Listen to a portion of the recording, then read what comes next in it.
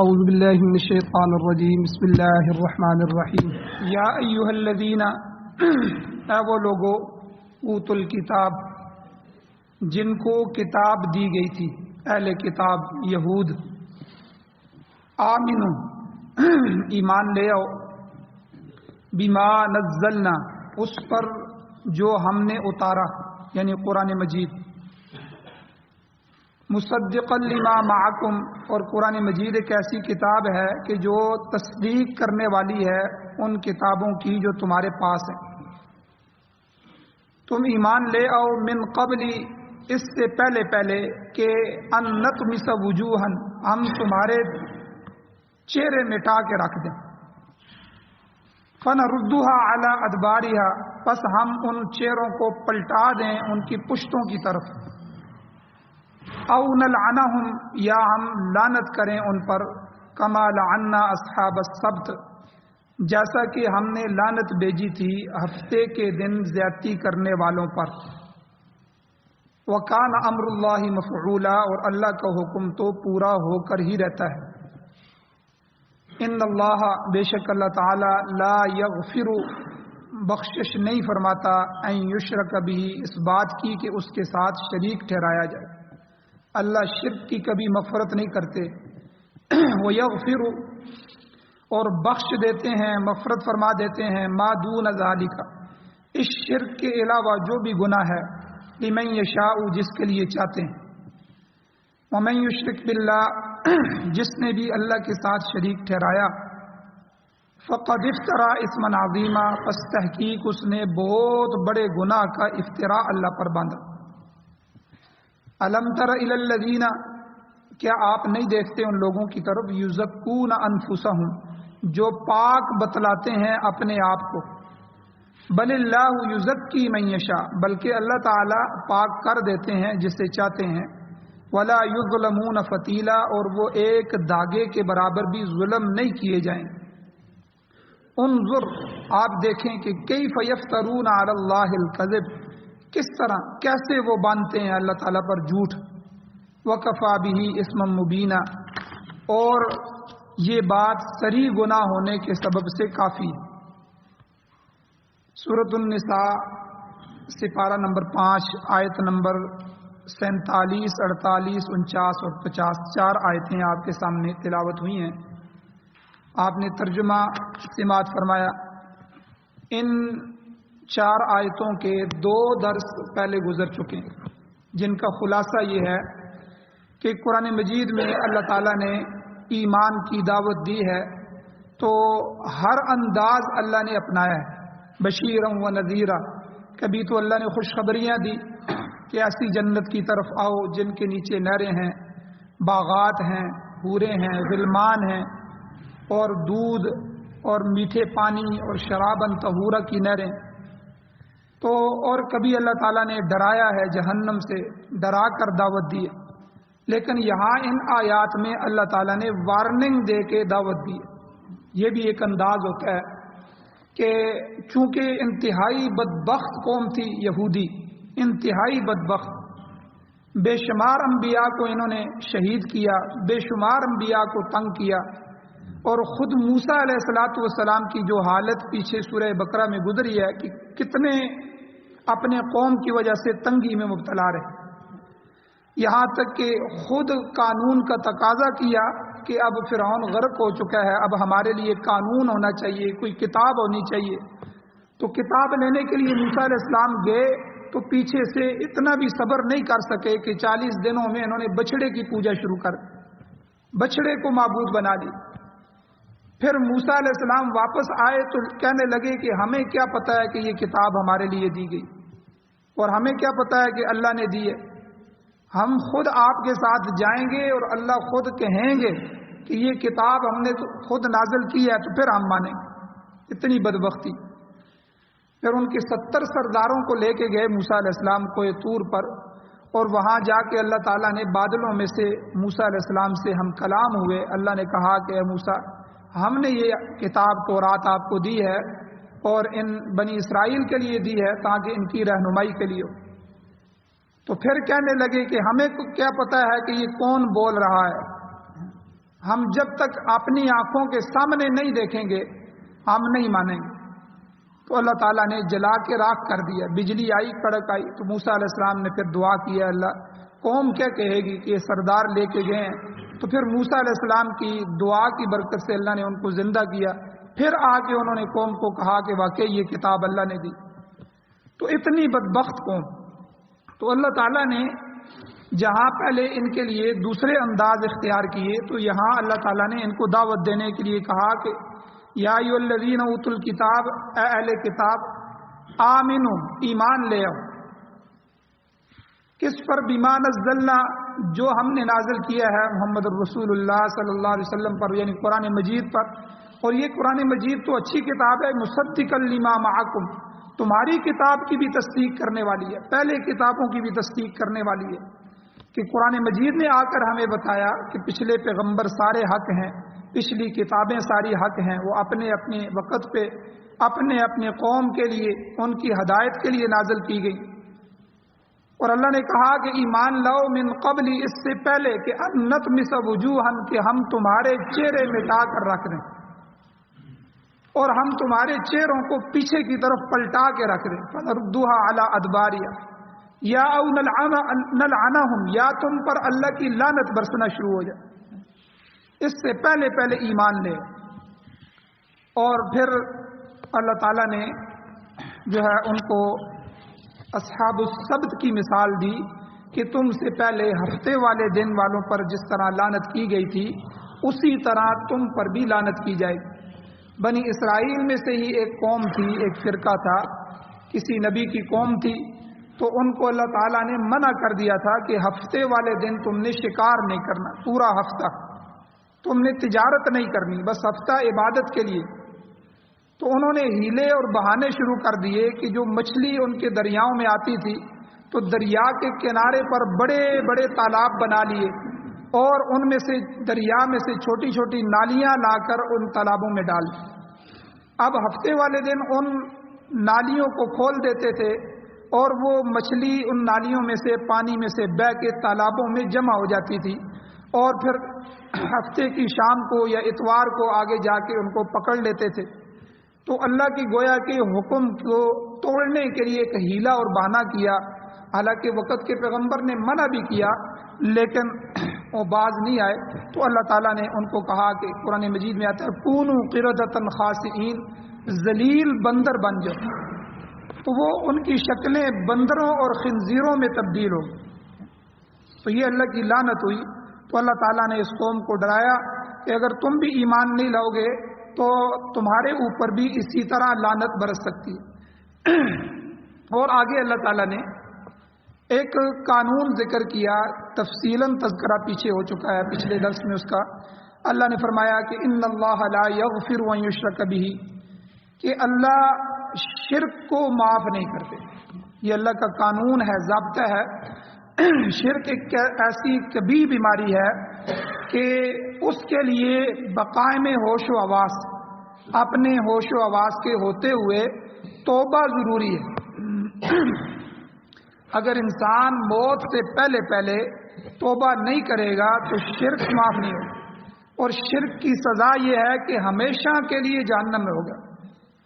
تو شرک کے علاوہ اللہ نے فرمایا کہ وَيَغْفِرُ مَا دُونَ ذَلِكَ لِمَن يَشَاءُ، کہ جو گناہ شرک کے علاوہ ہیں، بڑے سے بڑا گناہ ہو، چوری، جھوٹ، وعدہ خلافی، کوئی بھی گناہ، اللہ تعالیٰ جس کے لیے چاہیں گے، جس کے لیے اللہ کی مشیت ہوگی، اللہ اس کے لیے معاف فرما دیں گے۔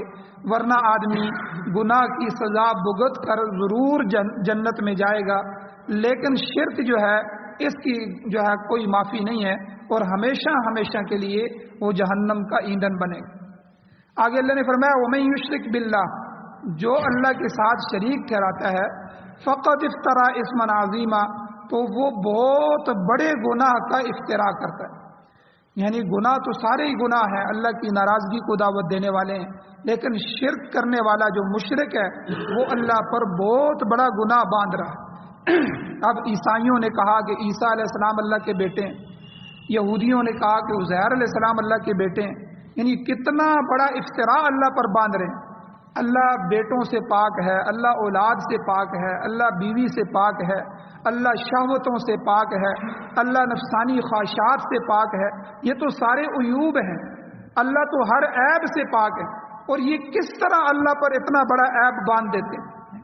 فقد افترا اسما عظیما، جو شرک کرتا ہے اللہ کے ساتھ بہت بڑا گناہ باندھ دیتا ہے، افترا کرتا ہے، گھڑ دیتا ہے اللہ کے لیے.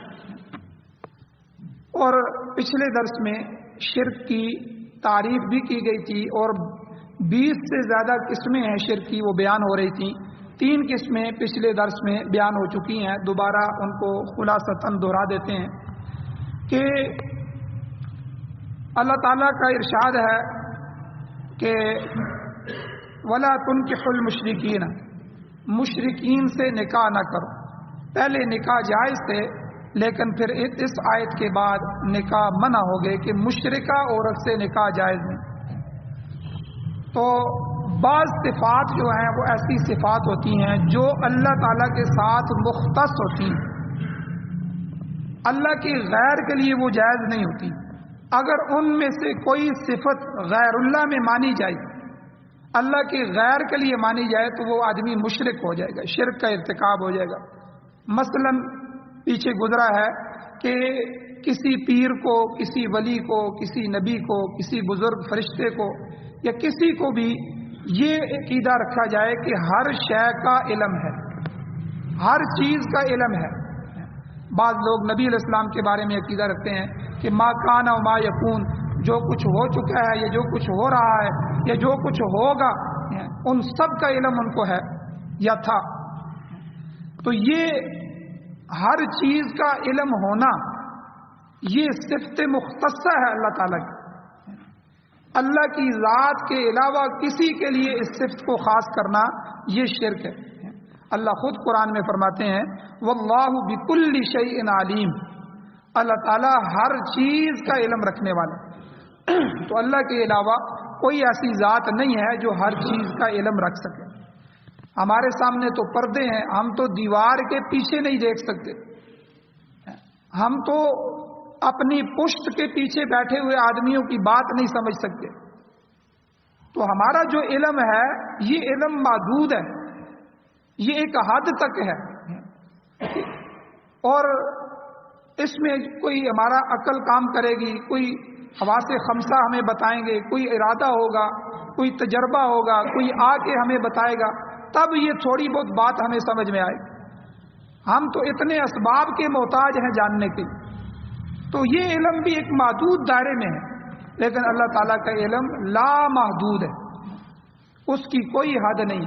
اللہ تعالیٰ تو جو ہے وہ ایک غار کے اندر جو چونٹی ہے اس کے پاؤں کی آہٹ بھی سن رہے.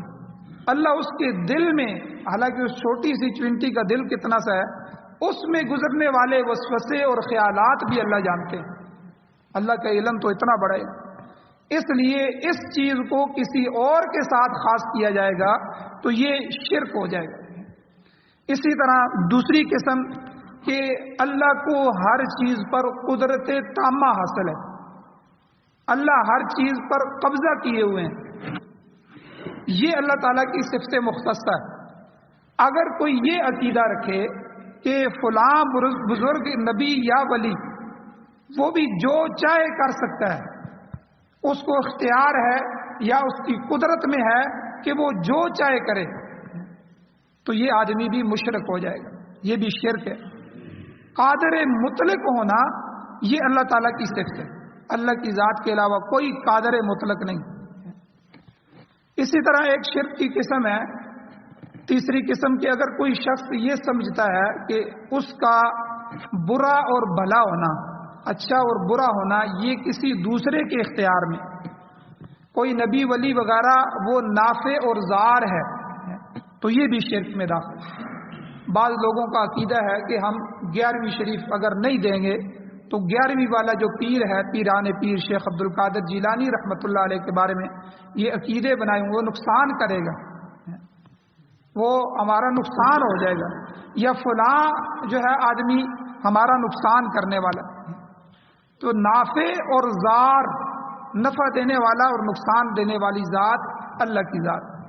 اللہ کی ذات کے علاوہ نہ کوئی نفع دے سکتا ہے نہ کوئی نقصان دے سکتا ہے. اگر اللہ نے آپ کے لیے نفع کو مقدر کیا ہے تو پوری دنیا مل کے بھی نقصان دینا چاہے تو کوئی نقصان نہیں دے سکتا.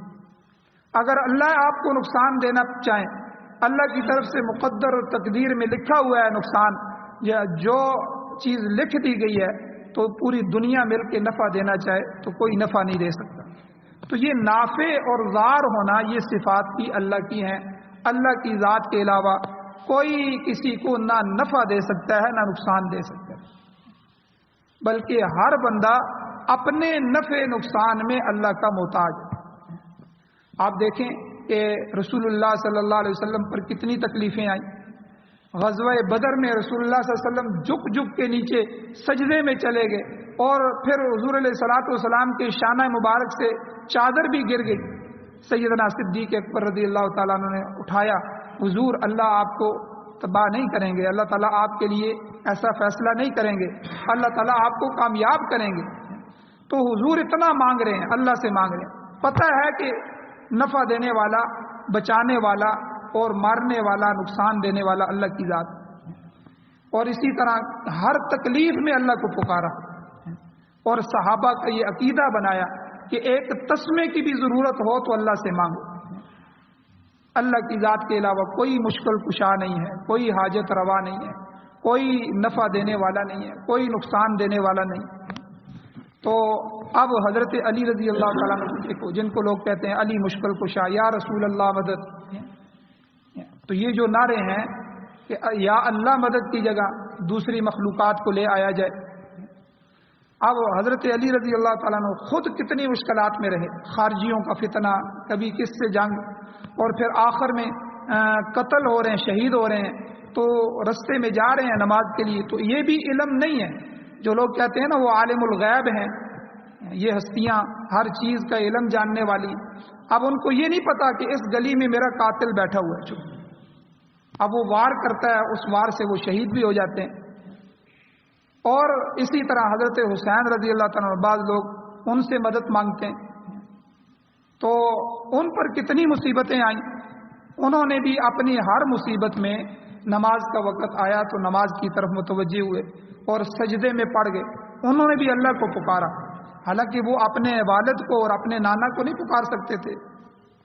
اگر یہ نعرہ جائز ہوتا یا زیب دیتا تو وہ ان ہستیوں کے لیے، اہل بیت کے لیے ہوتا. وہ خود کہتے یا علی مدد، یا رسول اللہ مدد، اے والد صاحب آپ آ جائیے میری مدد فرمائیے، اے میرے نانا جی آپ آئیں میری مدد فرمائیں. انہوں نے بھی یا اللہ مدد، اللہ اکبر کے نعرے لگائے، اور اس وقت نماز کے اندر مبتلا ہو گئے، نماز کے اندر جو ہے وہ لگ گئے اور اللہ سے مانگنے لگے. تو اس لیے کسی اور ہستی کے لیے یہ عقیدہ رکھنا کہ وہ نافع اور ضار ہے، نفع دینے والا ہے، نقصان دینے والا ہے، یہ بھی شرک کے اندر داخل. شرک کی چوتھی قسم جو ہمارے معاشرے میں پائی جاتی ہے کہ غائط درجے کی تعظیم، انتہائی درجے کا اپنے آپ کو جھکا لینا، انتہائی درجے کی انکساری، انتہائی درجے کی عاجزی، یہ اللہ کے سامنے، یہ اللہ کے لیے. جیسے رکوع یہ جھکنا جو ہے یہ نشانی ہے، یہ اللہ کی ذات کے سامنے بندہ جھک سکتا ہے، اور کسی ذات کے سامنے جھکنا بھی جائز ہے. اس لیے ایک مسئلہ میں پڑھ رہا تھا، علماء نے لکھا ہے یہ جو چائنا، جاپان اور یہ کراٹے اور یہ کھیلتے ہیں کھیل وغیرہ، اس میں یہ جھکتے ہیں نیچے، یہ جھکنا بھی جائز نہیں ہے. یہ تعظیماً ہے کہ اپنے آپ کو انکساری میں لے کے آئے. یہ جھکنا یہ بھی اللہ کی ذات کے علاوہ کسی کے لیے جائز. رکوع اللہ کے سامنے جائز ہے. سجدہ کہ اپنے آپ کو بالکل گرا دے کسی کے سامنے. اور یہاں تو ہم نے دیکھا ہے کہ کئی جھوٹے اور جو غلط پیر ہیں ان کے سامنے لوگ ان کے پاؤں میں سجدے کر رہے ہیں، اور لوگ ان کے سامنے سجدے کر رہے ہیں. لوگ ان کے گھروں میں جو ہے پیدل چل کے نیچے ناک رگڑ رگڑ کے آ رہے ہیں. اور کئی مزاروں پہ جا کے دیکھا ہے کہ مزاروں پہ ان کی قبر کے سامنے سجدے ہو رہے ہیں، ان کے سامنے جھک رہے ہیں. تو سجدہ جو ہے وہ تعظیمی اور تعبدی اس امت میں دونوں حرام ہیں. تو پہلی امتوں میں تو تعبدی عبادت کا سجدہ بالکل جائز نہیں تھا، لیکن تعظیمی جائز تھا. جس طرح حضرت آدم علیہ السلام کے لیے فرشتوں کو کہا گیا کہ آپ سجدہ کریں، تو وہ تعظیم تھی، ان کی عظمت کو سامنے لانا تھا. تو اس امت میں ہر وہ چور دروازہ جس سے شرک آ سکتا ہے، اس سارے چور دروازوں کو بند کر دیا گیا، کیونکہ یہ شریعت قیامت تک کے لیے. اب دیکھیں، تصویر بنانا پہلی امتوں میں جائز تھا. حضرت سلیمان علیہ السلام کے بارے میں آتا ہے کہ جنات ان کے لیے تماثیل و محاریب، قرآن میں آتا ہے کہ تماثیل بناتے تھے، بڑے بڑے مجسمے بناتے تھے. اسی طرح جو ہے پہلی امتوں میں یہ جائز تھا، لیکن چونکہ یہ شریعت قیامت تک کے لیے، اس لیے اس میں تصویر کو ہی حرام قرار دیا گیا، تاکہ اس راستے سے بھی کوئی شرک داخل نہ ہو جائے. اور ہم نے بہت سارے دیکھا ہے، کئی لوگ اپنے گھروں میں بزرگوں کی تصویریں لگائی ہوئی ہیں، ان کی طرف متوجہ ہوتے ہیں، ان کے سامنے، اس تصویر کے سامنے ہاتھ باندھ رہے ہوتے ہیں، اس کے سامنے اپنی تعظیم کا جو ہے وہ اظہار کر رہے ہوتے ہیں، ان کے سامنے رکوع اور سجدے کر رہے ہوتے ہیں. تو یہ تو اللہ تعالیٰ کی حکمتیں تھیں کہ اس شریعت کو اللہ نے کامل اور مکمل کرنا تھا. اور کیونکہ اس کے بعد حضور علیہ السلام کے بعد کسی نبی نے آنا نہیں ہے، اس لیے ہر چور راستہ، بعض راستے چور راستے کہلاتے ہیں کہ جن کے ذریعے سے بندہ جو ہے وہ اندر داخل ہوتا ہے، تو اس شریعت میں ہر چور راستے کو بھی بند کر دیا گیا. تو یہاں بھی تعظیم جو ہے، عظمت، کسی کی عظمت بجانا، ایک تو ان کے سامنے بیٹھ جائیں، یہ تو اس کی تو اجازت ہے، اور سلام کرنا، ان کے سامنے بیٹھنا، ان کی عظمت بجا لانا، بزرگوں کی، بڑوں کی، والدین کی، اساتذہ کی، اس کی تو اجازت ہے. لیکن غائب درجے کی تعظیم، انتہائی درجے کی انکساری اور عاجزی، جو رکوع اور سجدے کی جھکنے کی علامت ہیں، تو یہ علامتیں اور کسی کے لیے جائز نہیں. تو یہی تعظیم اگر غیر اللہ کا کرے گا تو شرک کا ارتکاب ہو جائے گا. تو یاد رکھیں، شرک کبھی ذات کے اندر ہوتا ہے اور کبھی صفات کے اندر ہوتا ہے، کبھی عبادت کے اندر بھی ہوتا ہے. تو پانچویں قسم جو ہے، اللہ تعالیٰ کی ذات کے علاوہ کسی دوسرے کو اگر خدا مانے گا تو یہ شرک فی الذات ہو جائے گا، اس کی ذات میں شرک. اب جو مجوسی گزرے ہیں، مجوسیوں کا ایک فرقہ گزرا ہے سنوی، جو یزدان اور اہرمن یہ دو خدا مانتے تھے. ان کا یہ مشرکانہ عقیدہ تھا. وہ کہتے تھے ایک اچھائی کا خدا ہے، ایک برائی کا خدا ہے. تو اس طرح کی بہت سی قومیں گزری ہیں. تو اس لیے کسی کو اور کو اللہ کی ذات کے اندر شریک کرنا یہ شرک فی الذات ہے. اور چھٹی قسم شرک مشیت ہے، یعنی اللہ کی چاہت میں، مشیت میں کسی کو شریک کرنا، یعنی اللہ تعالیٰ کے علاوہ کوئی دوسری ایسی ہستی مانی جائے کہ جو چاہے کر سکے. حدیث میں آتا ہے ایک شخص حضور صلی اللہ علیہ وسلم کے سامنے آیا اور اس نے عرض کیا، اس نے عربی میں یہ الفاظ کہے کہ ما شاء اللہ و ما شئت، کہ یعنی جو اللہ چاہے اور جو آپ چاہیں ایسا یہ ہوگا. تو حضور علیہ الصلوۃ والسلام نے ڈانٹ دیا، فرمایا کیا مجھے خدا کا شریک بنانا چاہتے؟ یہ کہو ما شاء اللہ وحدہ، جو صرف اکیلا اللہ چاہے وہی ہوگا. اس لیے ہم کسی بات کا ارادہ کرتے ہیں تو کہتے ہیں انشاءاللہ، اگر اللہ نے چاہا تو میں آؤں گا، اللہ نے چاہا تو میں یہ کام کروں گا، انشاءاللہ کہنا چاہیے. تو انشاءاللہ و رسولہ تو نہیں کہہ سکتے کہ جو اللہ اور اس کا رسول چاہے. تو اس لیے حضور علیہ السلام نے اس آدمی کو منع فرما دیا. تو یہ بھی عقیدے کی درستگی کے لیے حضور نے فرمایا، کیونکہ اللہ کے علاوہ کوئی مختار کل نہیں، کسی کا کسی پر کوئی اختیار نہیں. تو اس لیے مشیت کے اندر بھی جو اللہ چاہتا ہے وہی ہوتا ہے. حضرت علی رضی اللہ تعالیٰ عنہ سے کسی نے پوچھا کہ آپ نے اللہ کو کیسے پہچانا؟ انہوں نے کہا کہ میں نے اپنے ارادوں کے ٹوٹنے سے اللہ کو پہچانا، کہ میں خود ایک ارادہ کرتا ہوں تو ارادہ کر کے میں اس کو تکمیل دینے لگتا ہوں، اس کے لیے نیت کرتا ہوں، اس کے لیے عمل شروع کرتا ہوں، لیکن میں وہ کر نہیں پاتا.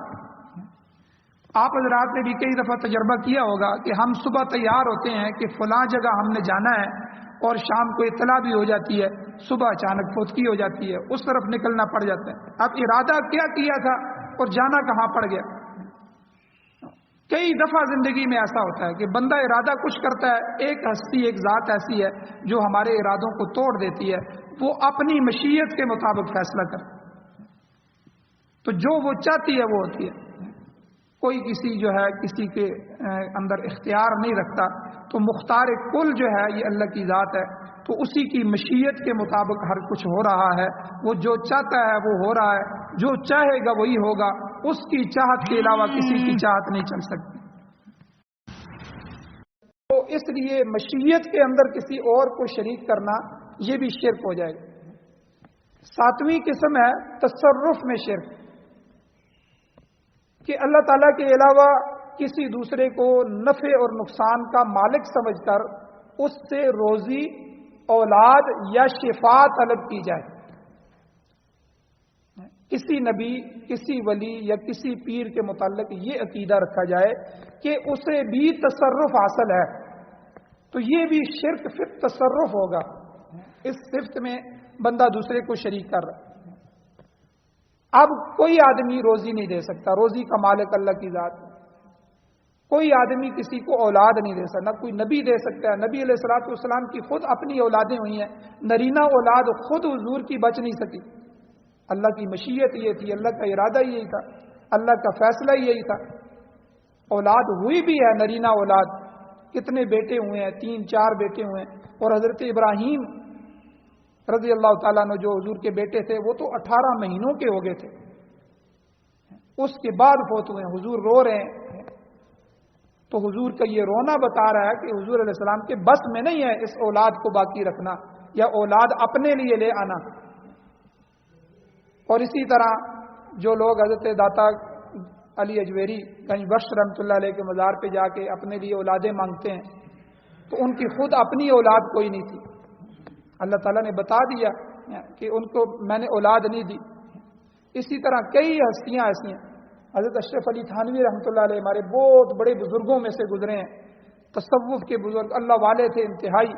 اور ان کے بڑے بڑے علماء ان کے بیعت تھے اور ان کے خلیفہ تھے، خلفاء تھے. آپ اندازہ لگائیں، مفتی تقی عثمانی صاحب کے والد مفتی شفیع صاحب رحمۃ اللہ علیہ، ہمارے وفاق المدارس کے بڑے حنیف جلندری صاحب کے والد محمد علی جلندری رحمۃ اللہ علیہ، اور اسی طرح جامعہ اشرفیہ کے بانی مفتی حسن صاحب رحمۃ اللہ علیہ، اور اس طرح بڑے بڑے علماء، وہ سارے ان کے خلفاء تھے. ان کی اپنی ذات کتنی بڑی ذات تھی، لیکن 2 شادیاں تھی، کوئی اولاد نہیں تھی. تو کوئی پیر جو ہے وہ پیر کیسے اولاد دے سکتا ہے؟ کوئی ولی کیسے اولاد دے سکتا؟ کتنے نبیوں کی اولادیں نہیں تھی. زکریا علیہ السلام قرآن مجید میں آتا ہے اللہ سے مانگ رہے ہیں یرثنی و یرث من آل یعقوب، اے اللہ مجھے اور آل یعقوب کو وارث عطا فرما. اور نبی اللہ سے مانگ رہے ہیں. حضرت ابراہیم علیہ السلام نے اللہ سے مانگ کے اسماعیل علیہ السلام کو لیا.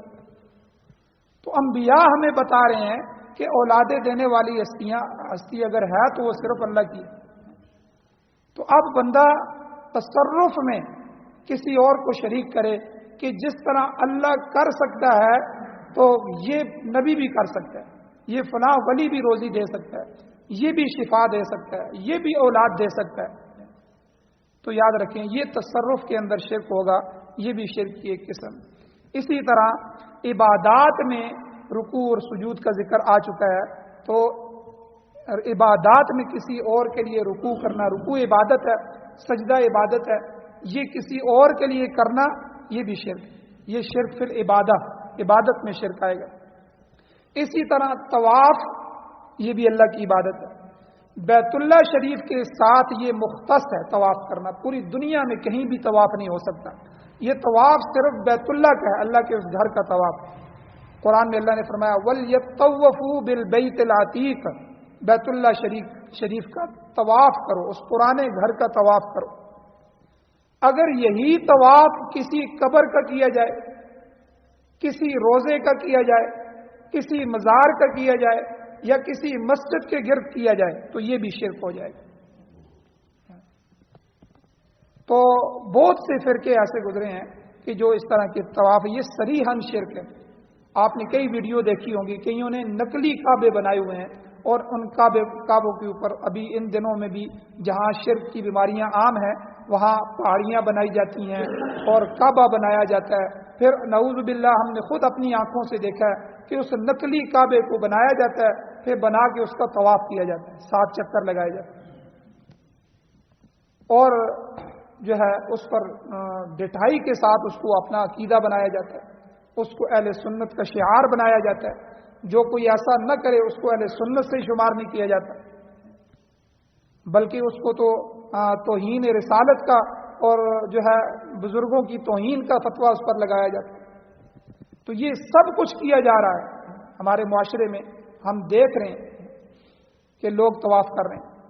تو اس لیے عبادت کوئی بھی ہو, جتنی بھی عبادتیں ہیں, اس لیے اللہ کی ذات کے علاوہ کسی اور کے لیے روزہ رکھنا, کسی اور کے لیے نفل پڑھنا, کسی اور کے لیے رکوع سجدہ کرنا, کسی اور ہستی کا طواف کرنا, یہ سب چیزیں جو ہے وہ ناجائز ہیں. تو یہ بھی شرک کی ایک قسم ہے. اسی طرح 9ویں قسم ہے شرک کی نظر لغیر اللہ, اللہ کے سوا کسی دوسرے کے لیے نظر ماننا, منت ماننا. یہ ایک فقیر آتا ہے نا ہماری گلیوں میں, ہم نے دیکھا ہے فقیر آتا ہے, وہ کہتا ہے نظر اللہ نیاز حسین, ہم سے آٹا بھی لے کے چلا جاتا ہے, پیسے بھی لے کے چلا جاتا ہے, اور شرکیہ عقیدہ بھی ہمیں سکھا کے چلا جاتا ہے. یہ جملے پھر بچوں کی زبانوں پہ بھی آتے ہیں. بھائی یاد رکھیں, نظر اور نیاز, نظر جو ہے یہ عربی کا لفظ ہے جس کو ہم اردو میں منت بھی کہتے ہیں, منت ماننا, نظر. تو اور نیاز یہ فارسی کا لفظ ہے, نیاز. تو نیاز کا معنی وہی ہے جو نظر کا ہے, لیکن عوام کو دھوکہ دینے کے لیے نعرہ یہ بنایا گیا کہ نظر تو اللہ کی ہے, نیاز حسین کی ہے. میں نظر اگر دینا چاہتے ہو تو اللہ کی مجھے دے دو, نیاز دینا چاہتے ہو تو حسین کی دے دو. تو یعنی کسی اور ہستی کے لیے منت ماننا, نظر ماننا, نظر لغیر اللہ, یہ بھی اللہ کی ذات کے ساتھ شرک ہے. تو نظر اور منت اگر مانی جا سکتی ہے تو صرف اللہ تعالیٰ کی ذات کی مانی جا سکتی ہے, اللہ کی ذات کے علاوہ کسی اور کی نظر ماننا جائز نہیں. اسی طرح شرک کی تقریباً 23-24 قسمیں ہیں. یہ 9 قسمیں آج بیان ہوئی ہیں, انشاءاللہ باقی قسمیں اگلے درسوں میں بیان کی جائیں گی. اللہ تعالیٰ سے دعا ہے اللہ تعالیٰ ہمیں عمل کی توفیق عطا فرمائے. آمین. الحمدللہ رب العالمین والعاقبۃ للمتقین والصلاۃ والسلام علی رسولہ النبی الامی الکریم. یا اللہ ہماری کمیوں کو تئیوں کو معاف فرمائیے, درگزر فرمائیے, صغیرہ کبیرہ گناہوں کو معاف فرمائیے. یا اللہ ہمیں خالص توحید نصیب فرمائیے. یا اللہ شرک کی بیماری سے محفوظ فرمائیے. یا اللہ کفر اور نفاق سے محفوظ فرمائیے. یا اللہ ہر طرح کے گناہوں سے محفوظ فرمائیے. یا اللہ جو حضرات بیمار ہیں, روحانی جسمانی بیمار ہیں, یا اللہ ان کو شفا عطا فرمائیے. یا اللہ قرآن و سنت کو پڑھنے, سننے, سمجھنے, سمجھانے اور یا اللہ اس کی اشاعت کرنے کی توفیق عطا فرمائے. یا اللہ جتنے بھی دین کے شعبے ہیں ان تمام شعبوں کو تقویت نصیب فرمائیے. یا اللہ ان کا غلبہ نصیب فرمائیے. یا اللہ جتنے بھی شعبے ہیں ان میں سے دعوت و تبلیغ ہے. یا اللہ جو حضرات اپنا وقت لے کے, جان لے کے اس شعبے میں کام کر رہے ہیں, یا اللہ پوری دنیا میں ہدایت کے فیصلے فرمائیے. یا اللہ ان محنتوں کو قبول فرمائیے. یا اللہ جو جوڑ چل رہا ہے ان میں, یا اللہ اس جوڑ کی حفاظت فرمائیے. یا اللہ پوری دنیا میں اس کے اثرات پیدا فرمائیے. یا اللہ جو حضرات ایمان کی حالت سے دنیا سے جا چکے ہیں, یا اللہ ان سب کی بخشش فرمائیے. یا اللہ ہماری دعاؤں کو میں اپنے فضل و کرم سے قبول فرمائیے. صلی اللہ تعالی علی خیر خلقہ محمد و آلہ و اصحابہ اجمعین برحمتک یا ارحم الراحمین.